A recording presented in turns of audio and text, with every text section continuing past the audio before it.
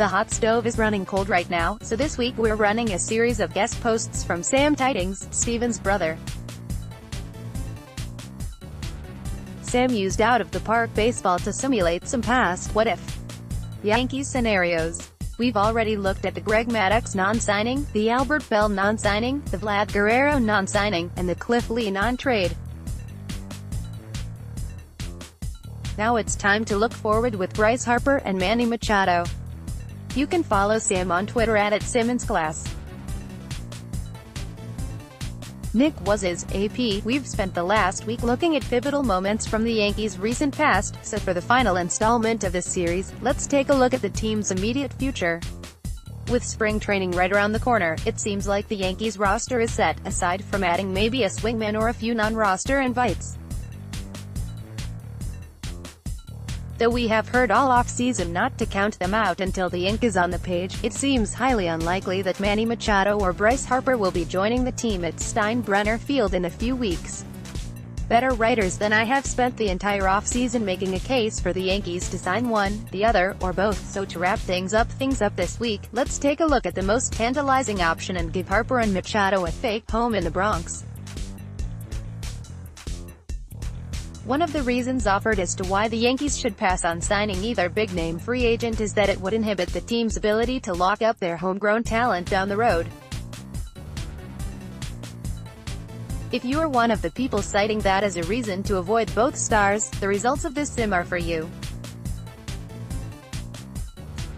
I signed Machado to a 7-year, $186 million contract, a steal, and Harper to a 9-year, $326 million deal, probably more in line with what he ends up getting. The signings paid immediate dividends, as the Yankees won 105 games to cruise to the AL East title and eventually the pennant. Harper hit 46 homers en route to the MVP, while Machado hit 32 and brought home the Gold Glove at 3B. The team brought home title number 28 in 2020 and everything seemed good in fake Yankeeland. Unfortunately, the big money handed out to Machado and Harper reared its ugly head as the team chose to let Masahiro Tanaka and James Paxton walk, leading to rapidly diminishing returns from a once-strong rotation. The team did not make it back to the World Series for the duration of either of their contracts.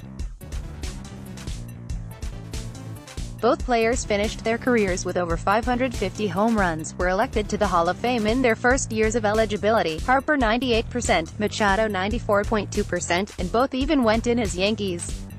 Here is fake Harper's career, click for larger view, and here is fake Machado's career, click for larger. However, the idea of signing both of these players to long-term contracts at their young ages is to ensure a dynasty comparable to the late 90s teams, or if you want to be incredibly optimistic, the dynasties from the 40s. The Yankees is currently constructed or probably good enough to win one of the next few World Series without adding either Harper or Machado, so winning just one in a decade with both of them staying healthy would be an unparalleled disappointment. It was an assumption from the moment that he debuted on the cover of Sports Illustrated that Bryce Harper would don the pinstripes at his first opportunity, and Machado has been linked to the team since at least last year's winter meetings, if not earlier. There are probably Yankees fans out there who are already photoshopping Vlad Jr. into a Yankee hat and trying to figure out where he would hit in the 2025 lineup. For a variety of reasons, these dreams rarely come to pass.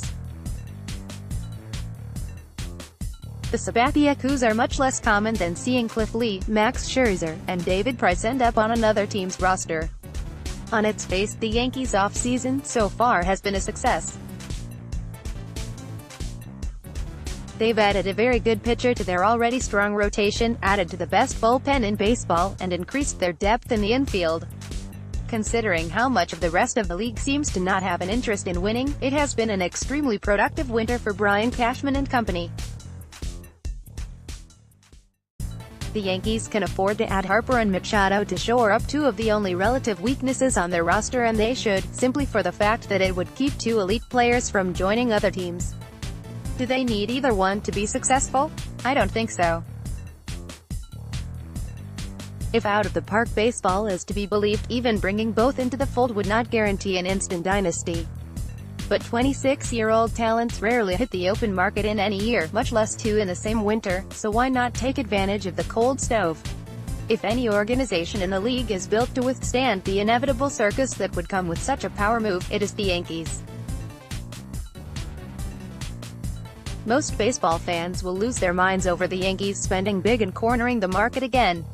But not only has every other team had plenty of time to lock in either player, I have a very large sim file which shows that even in a Yankees fan's fantasy off-season scenario, it might work out in a way that will make the Yankee haters happiest of all when the final story is written.